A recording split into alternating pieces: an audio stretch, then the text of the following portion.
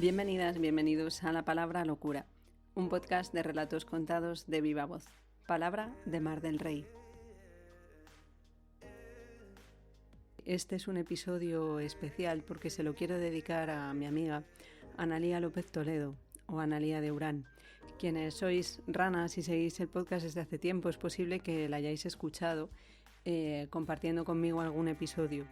Y quienes no lo sois, pues os animo a que buceéis y busquéis para escuchar su voz, leyendo algún relato que siempre es uno de los grandes regalos que ella hacía. Y digo hacía porque mi querida amiga Analía López Toledo, que llevaba ya 6 años, dicen esto de luchando contra una enfermedad, con un cáncer grave al que se enfrentó con una fortaleza, con una entereza, con una conciencia, con una valentía y con una vulnerabilidad impresionante. Y después de todo este tiempo, pues al final en la vida siempre nos ganan. y quizá esto que dicen de que la vida es tan maravillosa porque se termina, no lo sé. Pero finalmente falleció hace unos días. Y yo no quería dejar pasar mucho tiempo antes de dedicarle este episodio a ella. A ella, que ha sido una de mis grandes amigas, una gran compañera con la que compartía el amor por los libros, por la literatura, por la escritura, con la que era maravilloso conversar, y siempre lo ha sido. Y en los últimos momentos quizá todavía más, porque la manera en que ella ha caminado en los últimos tiempos de su vida le ha permitido colocarse en un lugar de mujer sabia. Y Ana estaba escribiendo un libro sobre Natalia Ginzburg, que quizás si os dejaré en el carrusel de recomendaciones, os dejaré un enlace para que podáis escucharla en otro podcast que compartimos durante muchos años junto con Amparo Quintana y Sonia Jiménez Romero, donde Ana hablaba de literatura. Y allí habló en diversas ocasiones de Natalia Ginzburg, una autora que a ella le inspiró. Le inspiró tanto como para dedicarle prácticamente 4 años de su vida a investigar sobre ella para escribir una novela que está dedicada a esa autora. Y durante todo el tiempo que han compartido Natalia y Ana, porque ha sido una relación que han mantenido durante todo este tiempo, ¿no? Ana ha sentido, porque así me lo ha contado, que Natalia la acompañaba. Natalia fue una mujer que sufrió mucho en su vida y Ana vino a descubrirla en un momento en el que a ella le diagnostican el cáncer. A raíz de ese encuentro, Ana empieza a bucear, empieza a conocer a la autora, empieza a desarrollar una novela que, ya digo, ha sido su trabajo y su dedicación durante estos últimos 4 años. Y Ana estaba a punto de terminar el libro. Prácticamente el tiempo que pasó en un centro de cuidados paliativos, las últimas 2 semanas, estaba siempre deseando tener tiempo para escribir. Y en cuanto podía, se sentaba y se ponía a escribir. De hecho, cuando la trasladaron al centro de cuidados paliativos, a los 2 días de estar ingresada allí, pidió una mesa especial para poder escribir y trabajar. Porque ella, escribiendo, sentía una conexión especial y era como lo que le permitía estar en la vida, lo que le hacía sentirse más viva. Y una de las cosas que me dijo es que le daba mucha tristeza no poder presentar el libro. Y ahí la verdad es que yo pensé, ¿y por qué no lo vas a presentar? Yo te hago una entrevista y lo presentas. Y no sabemos nunca, ¿no? En lo que va a ser de este libro. Y el tiempo en realidad es relativo y a Ana le pareció bien. Así que La Palabra Locura es un homenaje, es un recuerdo y es un encuentro que me gustaría compartir con las personas que me escucháis, porque sé que sois amantes de las grandes historias y de la literatura Y en este caso, pues es ver un poco el making of de un libro que ahí está en el ordenador de Analía, que se quedó a las puertas de ser terminado, que todavía no tiene título, pero que seguro, y lo vais a ver, tiene alma. Así que desde aquí os comparto este encuentro tan íntimo y creo que tan evocador que supuso poder entrevistar a Analía de Urán el 26 de abril de 2025 sobre este libro dedicado a Natalia Ginzburg, que todavía no tiene título. Espero que os guste.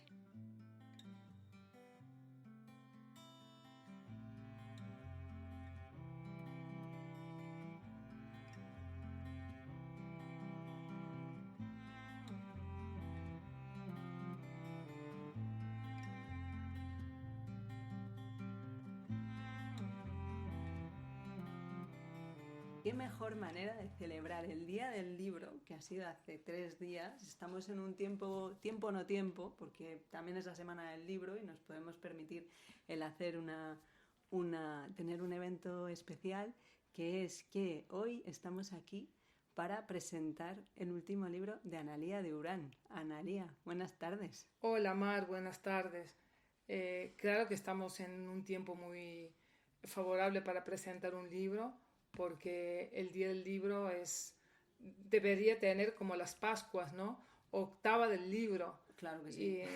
Claro, un tiempo prolongado para seguir celebrándolo después. Claro. Y lo tiene. Para mí, para ti lo tiene Sí. y sabemos positivamente que para muchísima gente también lo tiene. Claro, claro. El otro día estaba con mi sobrina y me lo dijo. Ayer fue el día del libro. Feliz día, escritora. Así que feliz día, escritora. Igual para ti, que también eres escritora. Feliz día, Sí. escritora.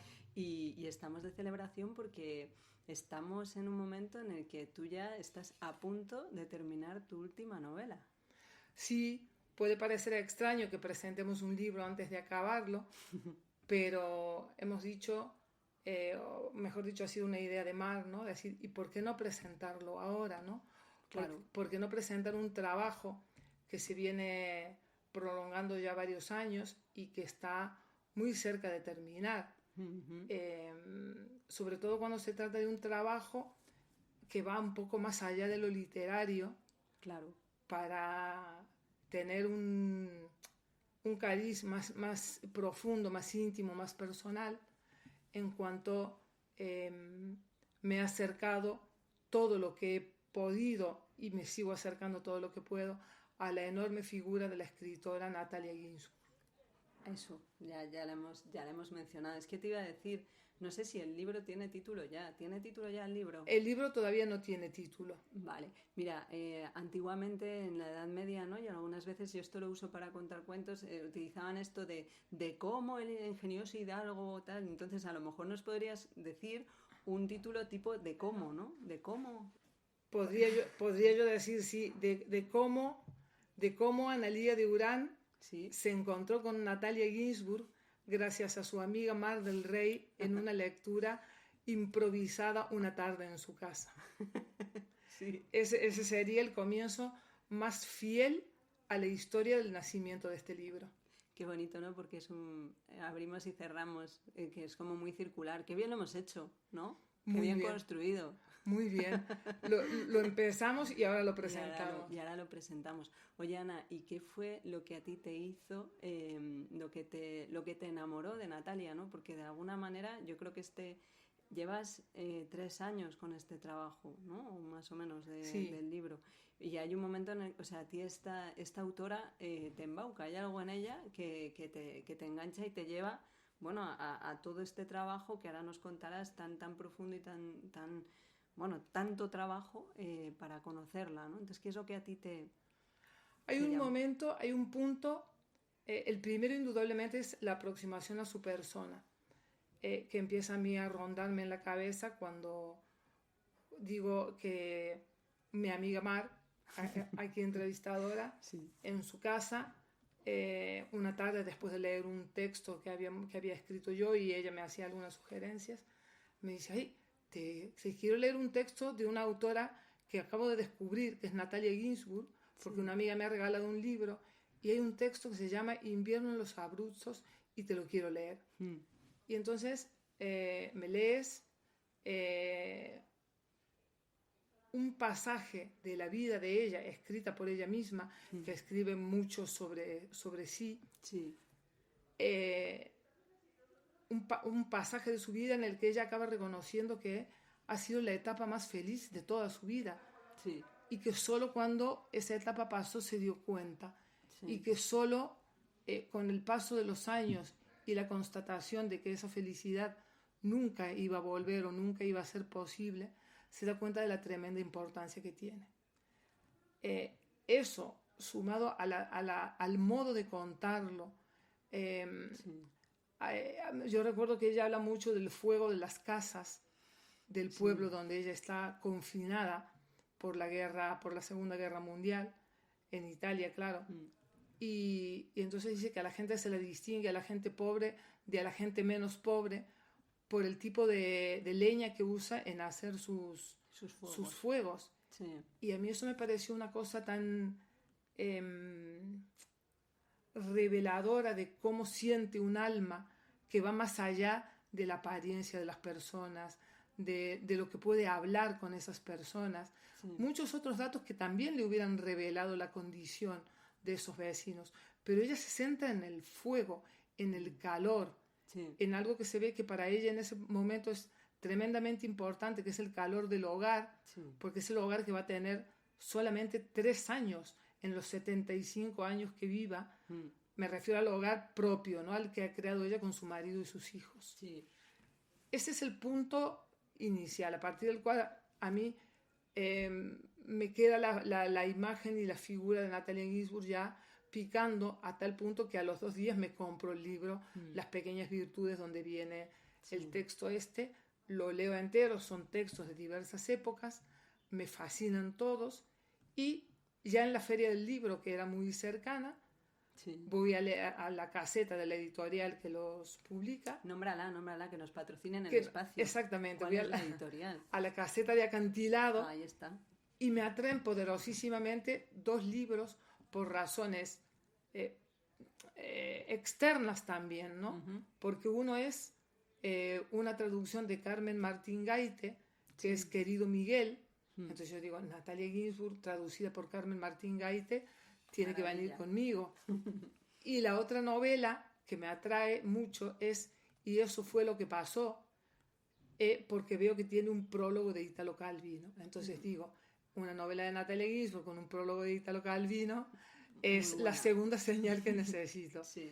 Entonces continúo leyendo esos dos libros. La figura se me hace cada vez más interesante, cada vez más cercana.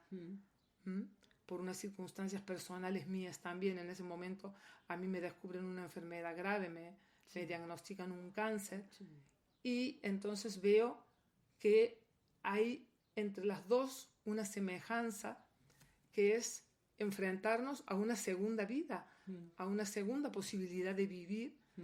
En su caso, después de haber perdido aquella felicidad que había tenido en aquel pueblo con la muerte de su marido y la transformación que eso supone en su vida, y en mi caso con la enfermedad.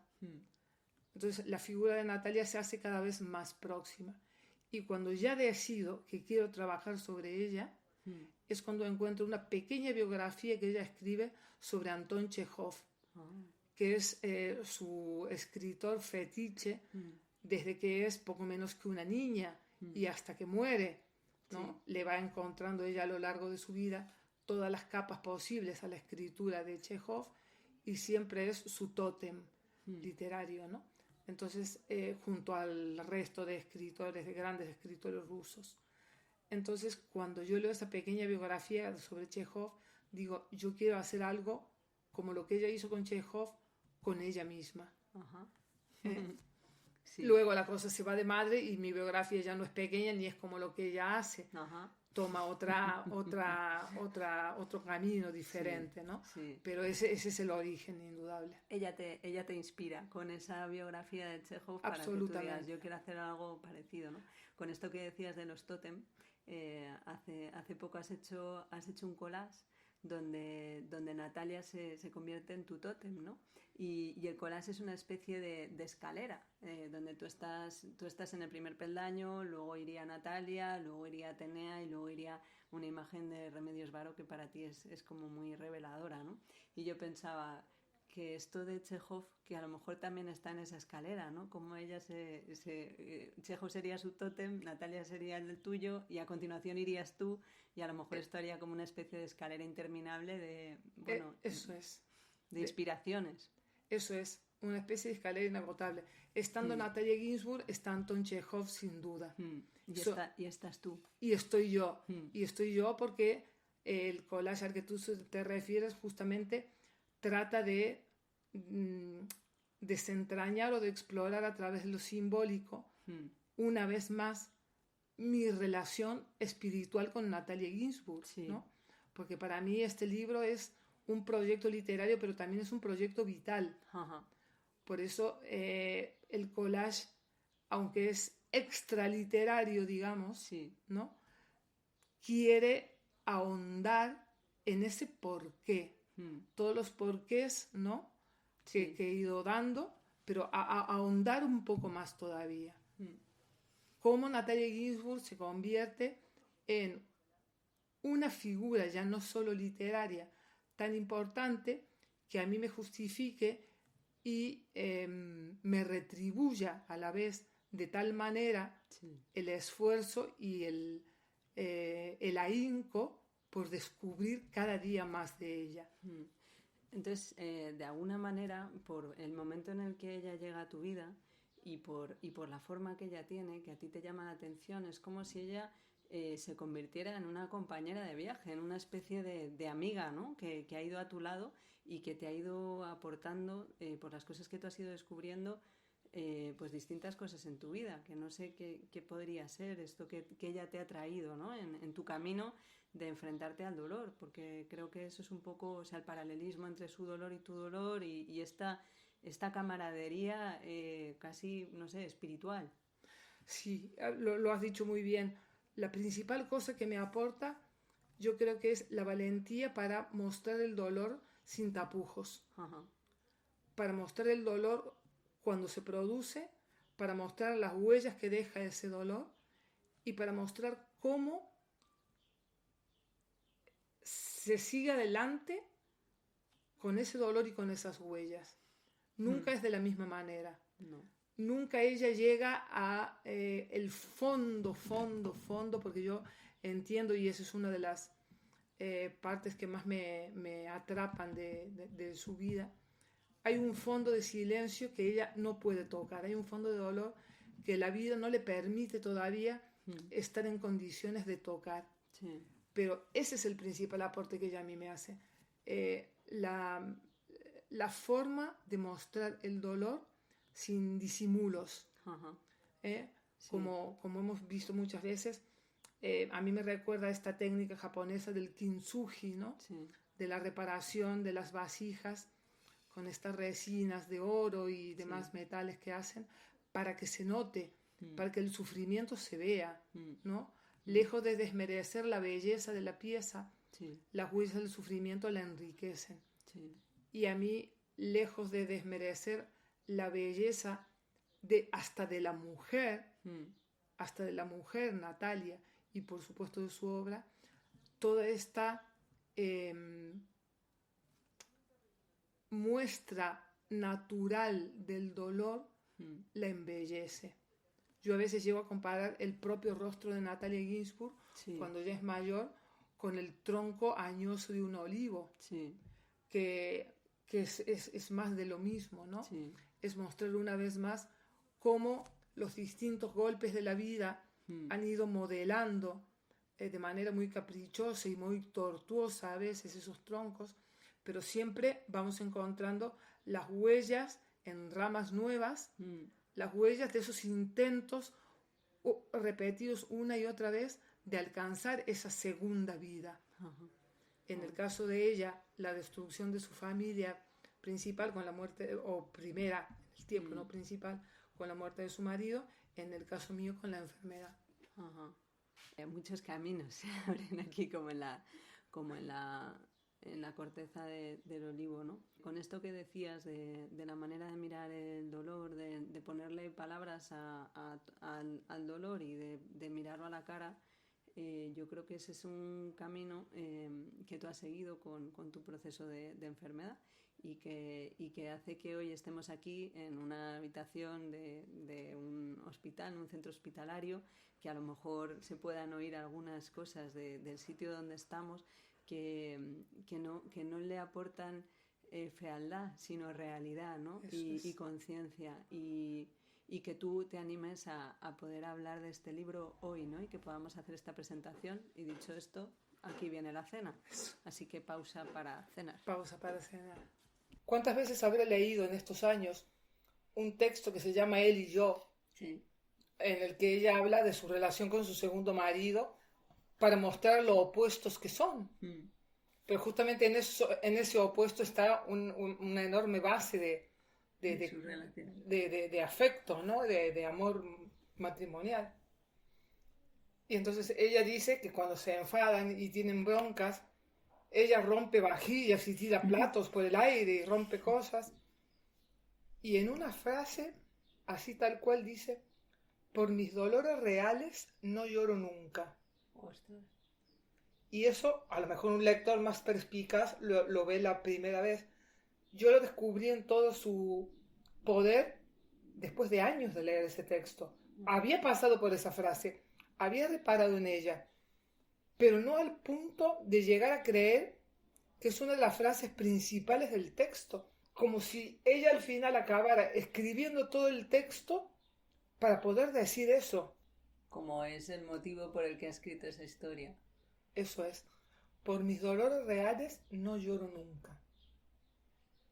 ¿Hay ahí alguna muestra más grande del silencio ese que ella se acerca pero no toca todavía, ¿no? No habla. Ese núcleo del silencio del que no llega a hablar. Ese es uno de tantos ejemplos que digo que podría vivir 80 años leyendo cosas, y yo me imagino que cuando se analiza la obra de cualquier escritor pasará lo mismo. Bueno, no cualquier persona.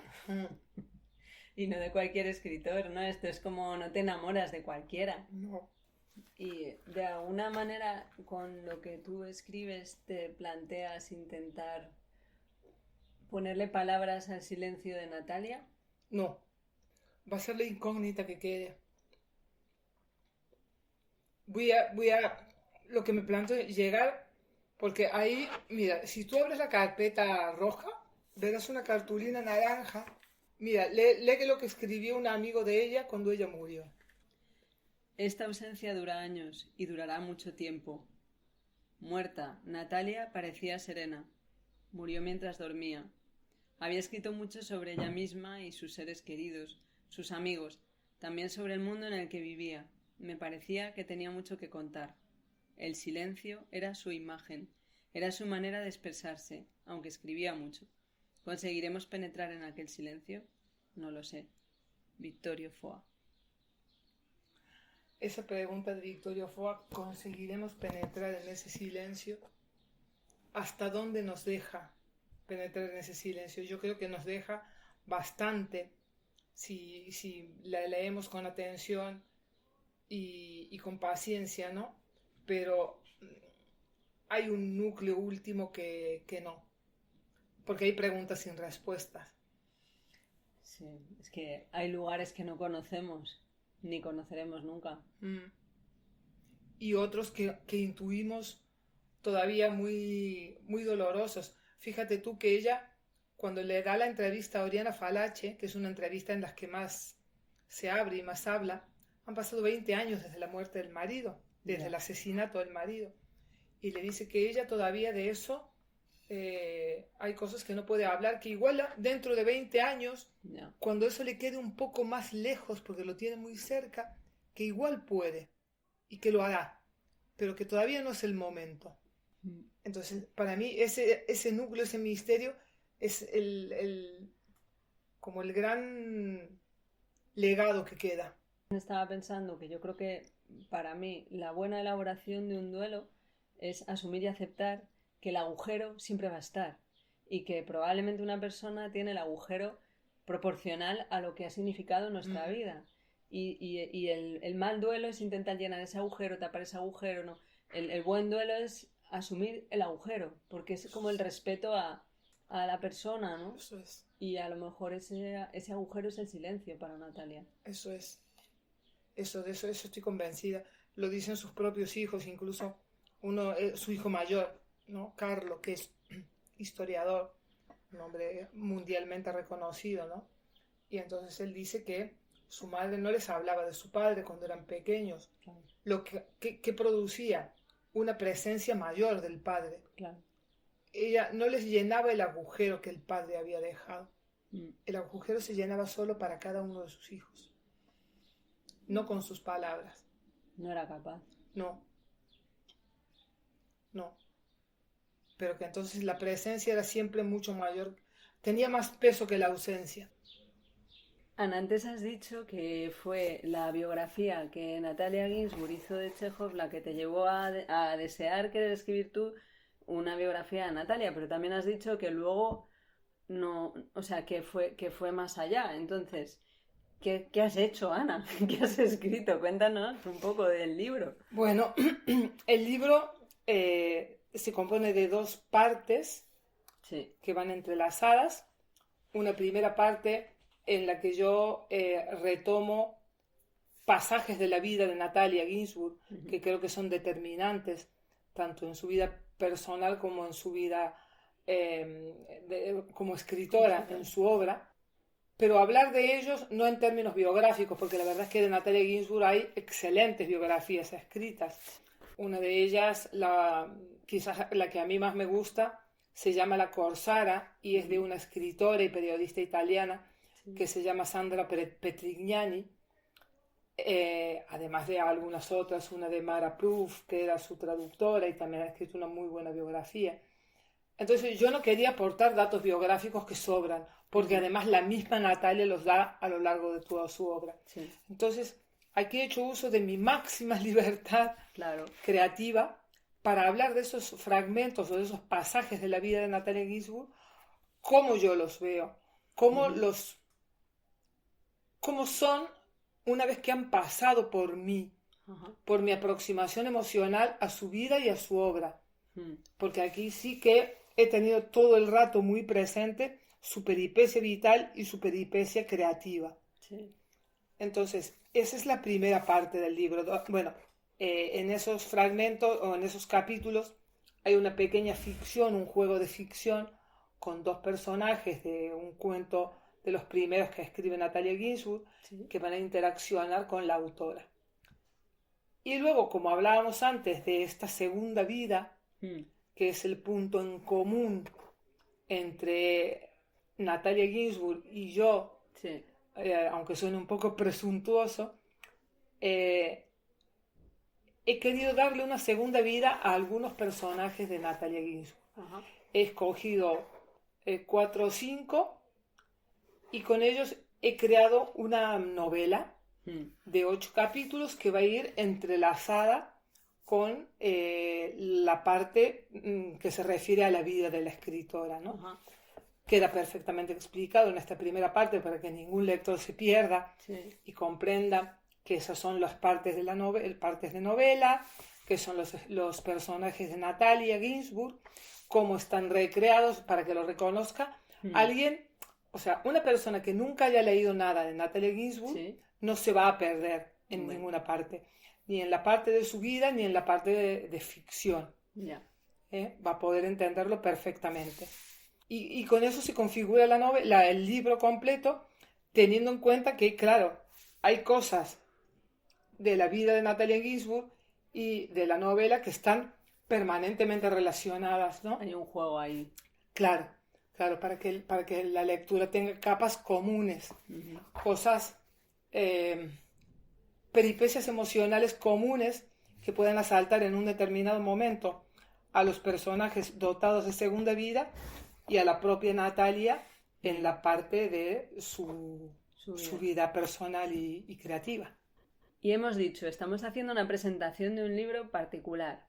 porque este libro, que ya casi, yo creo que si fuera la ecografía de un bebé, sería la última, ¿no? La última ecografía, Casi, se le ve sí. todo. Pero todavía te faltan como los últimos retoques. Entonces, ¿qué es lo que falta? ¿Qué es lo que falta para que nazca la criatura, tu criatura? Falta cerrar la vida de Natalia. Falta el capítulo, los capítulos finales que son breves, Sí, pero muy ricos, ya sobre los años finales de la vida de Natalia sí. bueno, y cerrar la trama de ficción ahí para que quede todo perfectamente atado. Ajá, Es poco lo que falta. sí. ¿Y tú tienes claro cómo termina? Sí, sí, sí, Sí. sí, sí, sí, sí.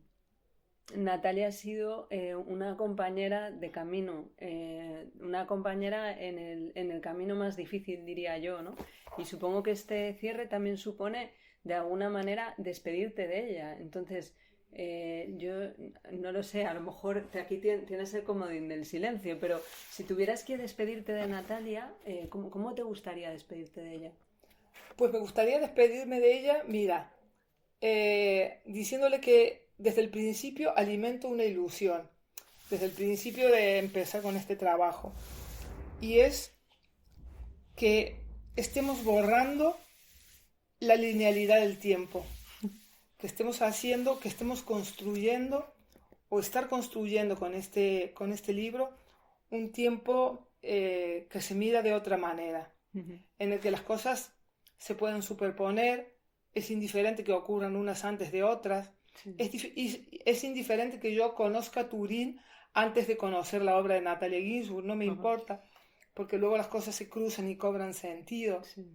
Es indiferente que ella haya pisado por primera vez la acera de la cárcel donde murió su marido unos meses después o no sé cuándo, Mm, y yo la haya pisado hace 3 meses. mm, Entonces, ante esa ilusión de construir un tiempo que no sea lineal, mi manera de despedirme de ella sería que así como ella me ha acompañado en este proceso tan difícil que tú mencionabas, de alguna manera se puede haber sentido también acompañada por mí en ese proceso que empezó para ella cuando perdió aquella época en la que fue la más feliz de su vida y que también cuenta en Invierno en los Abruzos y fue el comienzo de mi libro. ¿eh?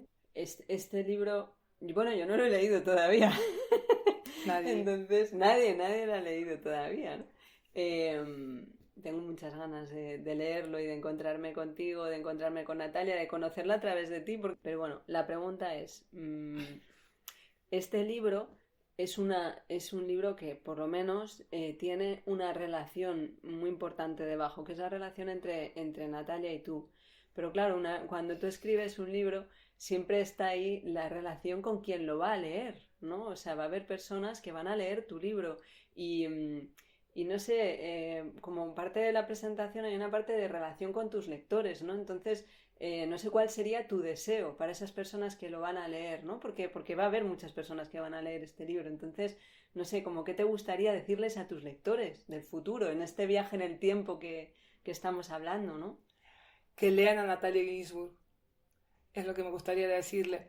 A toda la gente que me conoce de cerca, Mm, porque es con la gente más próxima, con la que más profundizo en hablar de este trabajo, y me dice, uy, me he comprado tal libro de Natalia Ginsburg y me ha encantado. sí. Se lo he regalado a una amiga, se lo he regalado Mm, a mi mujer, se lo he regalado.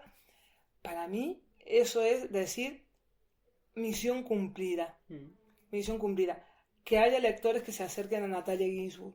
Que, vamos, no tengo otra manera mejor de decirles, no os va a defraudar mm. en absoluto.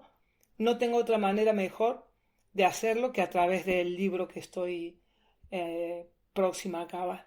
Pues nada, es un mensaje muy claro, Sí, no sí. hay duda. Todo el rato que me estás hablando ahora, estás tocando y acariciando un cuaderno, ¿no? Tu cuaderno rojo. y, bueno, rojo y negro. Sí, A mí me gustaría que nos presentaras este cuaderno que tú ya estamos viendo, pero la gente que nos escucha lo ha escuchado, porque lo las escuchan. caricias de las manos son a su cuaderno. ¿Qué hay ahí, Ana? ¿Qué tienes ahí? Aquí está todo.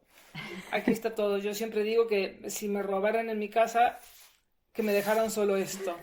Sí. Porque está todo desde el principio. Desde la primera foto de Natalia Ginsburg que puse para empezar a escribir, porque me he guiado mucho por las imágenes. Sí. Eh, hay al principio del libro también como una pequeña declaración de intenciones, ¿no? De decir, esto va a ser una cosa seria, porque es una cosa seria, Mm. pero me voy a permitir jugar al hacerlo serio. Hombre, jugar es de las cosas más serias que hay. Absolutamente. Como decía Julio Cortázar, ¿no? Sentarse a escribir con los zapatos sin lustrar. Se puede uno sentar a escribir en zapatillas. Entonces, aquí hay gran por el número, porque tengo muchas, una gran cantidad de fotos de Natalia Ginsburg de Sí. distintos momentos de su vida, ¿no? Porque lo primero que impacta en ella es esa, como dice una amiga mía, esa intención de no agradar. Mm. O sea, o sea, su falta de intención de agradar, mejor Ajá. dicho, de mostrarse tal como es. Sí. Y Su muy poca, autenticidad. Perdón. absolutamente, y muy pocas personas somos capaces de hacer eso. Sí. Quien más, quien menos, cuando nos hacen una foto, sonreímos, mostramos nuestro mejor lado, Sí. disimulamos si somos bajitos, tratamos de salir favorecidos. Mm. En el caso de Natalia Ginsburg no hay una sola foto Donde esté en la que posando. eso ocurra. Creo que hay una en la que tiene 5 o 6 años. Está así como con los brazos en jarra y sonriente. Y de ahí nunca más. Mm. Entonces hay una enorme colección de fotos de Natalia Ginsburg. Sí. Luego hay muchos recortes de prensa sobre ella. Ujú. Una cosa que para mí es muy importante que hice, que fue como el mapa emocional del libro, Ah, ¿y eso qué es? es tratar de ver en cada una de esas etapas de la vida de Natalia que yo he ido escogiendo, cuáles fueron las emociones predominantes que ella experimentó. Ajá. Y eso ha ido configurando un mapa emocional de todo el libro, ¿no? Sí. Y están también todas las primeras notas. Yo antes de empezar a escribir en el ordenador, todo esto lo escribí a mano prácticamente. Toda la novela. Al menos su estructura y una estructura con bastante carne, Ajá. porque me parece que la conexión que se establece entre el cerebro y la mano, Sí. o entre las emociones, mejor dicho, y la mano cuando uno escribe, es muy distinta que cuando se pone a teclear. Mm. Entonces, aunque después, igual de 20 páginas escritas a mano, 3 o 4 sean las que valen, Sí. valen y mucho. Y Mm. sin esas páginas el libro no podría ser. Sí. También está eso. Y luego está mi parte de peticiones. Tengo una cosa aquí que es casi como Una oración. sí, totalmente. Que es un saquito de tela que me Sí. regaló Laura. Sí. Y en el cual yo he ido poniendo pequeñas tarjetas con preguntas y peticiones a Natalia Ginsburg. Ajá. ¿Qué me quiere contar? Sí. Mm, ¿Para quién escribía? Y muchas otras cosas que son Son secretas secretas. entre ella y yo. No desvelaremos. No. No. Entonces es una carpeta de lo más variopinta, pero que tiene mucho que ver con eso, con el juego de imágenes, de relación personal con ella, Ujú. de la primera conexión emocional con lo que quería hacer. Sí. Es la carpeta más instintiva, la del primer momento de la escritura, ¿no? Ajá. Cuando la escritura es puro instinto y pura intuición. Sí. Luego ya vendrá la parte de la técnica, de escribir, de pulir, de corregir, Mm. de recolocar, de que al lector le llegue un libro asequible, Sí. comprensible y disfrutable. Mm. Qué bonito. O sea que esta carpeta es donde se fabrica la magia, ¿no? Es el centro de la tierra. Qué bonito, dicho así, qué bonito, ¿eh? Por eso la carpeta es especial también. Sí. Sí, es una carpeta, a mí me gusta mucho trabajar en carpetas y en cuadernos artesanales. Este lo hizo Cristina. Sí. Y la hizo para mí, porque no tenía el papel, pero no tenía una carpeta hecha con este papel. Ajá. Y cuando yo vi el papel me dijo, nada, te hago la carpeta. Me la hizo Cristina de palma papel, Sí. y es una carpeta única, claro. ¿Cómo has jugado tú con Natalia? Es curioso que con un personaje como tan... Es que tiene como la dureza de eso, de la corteza del olivo, el dolor del silencio por todas sus vivencias, al mismo tiempo la naturalidad de decir las cosas tal como son, pero que quizás si tienes que elegir, o sea, ¿cómo ha sido elegir a Natalia como compañera de juegos? Yo Porque, creo que justamente por todo eso que dices, ¿no? Mm, Todo eso que dices es tan grande que si uno lo hace por el camino más serio de la literatura, o si yo, mejor dicho, si yo lo hubiera hecho por el camino más serio, si yo lo hubiera hecho por el camino más serio de la literatura, no hubiera conseguido escribir el libro que escribo. Y digo por qué. Porque todo eso que tú refieres de Natalia Ginzburg requiere acercarse de una manera más subconsciente, más blanda, más lúdica en definitiva, más permisiva, ¿no? Para llegar a esa dureza es como que hay que ir tomando fragmentos de ella y reconociéndolos entre las manos, mirándolos y reconociéndolos entre las manos, ¿no? Por eso lo de las imágenes, por eso lo de los recortes, por eso esta carpeta. Claro. Era el único camino con el que yo era capaz de acercarme de esa manera a la figura dura de Natalia y hacerla próxima y sentirme yo próxima de ella. Ajá. ¿Y tú crees que de alguna manera con esto Natalia a ti te ha enseñado a jugar en tu vida, con tu vida? Pues esa es una pregunta complicada. No lo sé, no, quizás no. Quizás no, porque ella no supo hacerlo tampoco con la suya, ¿eh? Quizás no. No. Me refiero a, o sea, bueno, claro, yo lo que quiero es que me contestes que sí, pero no, pero me refiero a la posibilidad de explorar de otra manera, a sí, la posibilidad sí. de Eso entrar en tu manera de escribir, justamente buscando el poder, o sea, el poder hacer abarcable estos elementos inabarcables y misteriosos y dolorosos de la vida, es decir, venga, pues voy a entrar desde aquí y entonces yo para poder montar esto necesito vivir algunas cosas, no lo puedo hacer de cabeza, ¿no? Necesito entrar de lleno. Eso indudablemente sí. Una vez que se ha abierto ese camino, que yo he conseguido abrir ese camino gracias a la necesidad de aproximarme a Natalia, ese es un camino válido para todo el resto, para afrontar esta etapa de mi enfermedad incluso, o fundamentalmente o únicamente, lo está haciendo, sin duda. Es un camino abierto que ya no hay forma de cerrar. El camino de aproximación desde el alma, ¿no? En fragmentos. Solo el alma puede hacer fragmentos de cosas a las que poderse acercar y a las que poder abarcar y asumir y absorber y luego ya darle previo procesamiento, dárselo a nuestra parte más lógica. Por pensar en ¿Qué te gustaría que te preguntaran los medios de comunicación sobre tu libro? ¿Qué es lo que dices? Joder, es que si no me preguntan esto, es como si no lo hubiera presentado. Esta es la pregunta que yo quiero que me hagan, porque necesito decir esto. Yo creo que me la has hecho tú. Yo creo que me la has hecho tú a la pregunta cuando me has dicho que así como Natalia Ginzburg me había aportado muchas cosas, ¿qué consideraba yo que podía aportarle yo a ella? Ajá. Esa es la pregunta. Esa es la pregunta que me hubiera gustado que me hubiera hecho cualquiera que me hubiera entrevistado o cualquier persona que se hubiera interesado en el libro. Sin duda. Sin duda alguna. Porque además debo de ser absolutamente sincera. Evidentemente la respuesta habrá estado dando vueltas en mí, dentro de mí, todo durante todo este tiempo, pero no la había pensado hasta que tú me lo has preguntado.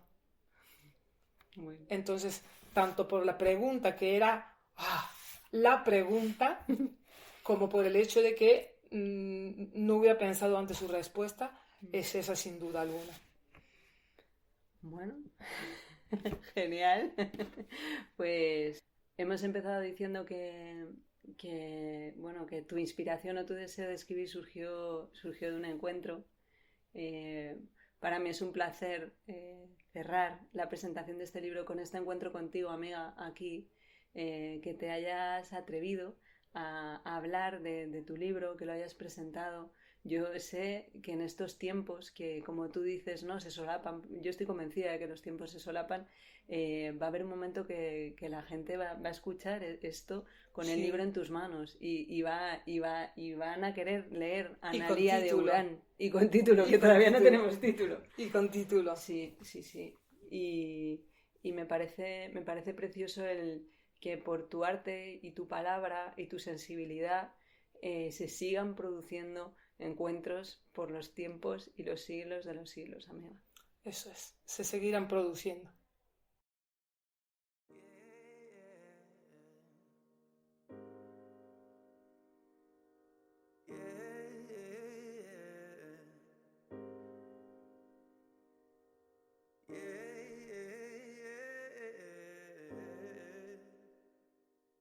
Espero que hayas disfrutado de esta entrevista tanto como yo disfruté haciéndolo. Seguro que has podido ver la conversación tan maravillosa que tenía Ana y bueno, así has podido entrar en contacto un poquito más con ella. Ana escribió varios libros, tiene un libro de relatos que se llama Caballos de papel. Si te ha gustado y te genera curiosidad puedes escribirme porque tengo ejemplares de su libro. También participo en otras compilaciones de relatos con otros autores, otras autoras y bueno, lo que comentaba al inicio, ¿no? Que durante mucho tiempo pues fuimos compañeras de podcast en Te Cuento a Gotas y en ese programa ya se dedicaba a hablar de literatura y a hacer recomendaciones y te dejaré en el carrusel de recomendaciones el enlace del podcast por si quieres acercarte un poco más a ella y conocerla un poquito, bueno, en su salsa. Así que nada, os agradezco haber escuchado hasta aquí. Espero que esta historia haya despertado vuestras historias. No quería dejar de dedicar este capítulo a mi gran amiga como una forma de tenerla presente y estoy convencida de que cuando lo escuchéis las ondas de esta entrevista y de sus palabras seguro que le llegarán allá donde esté y estoy convencida de que iluminarán su gran alma y su gran corazón. Muchas gracias. Hasta pronto.